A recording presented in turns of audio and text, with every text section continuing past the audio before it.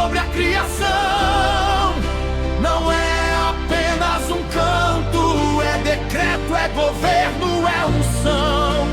É o som do trono, autoridade e poder. Quando o céu libera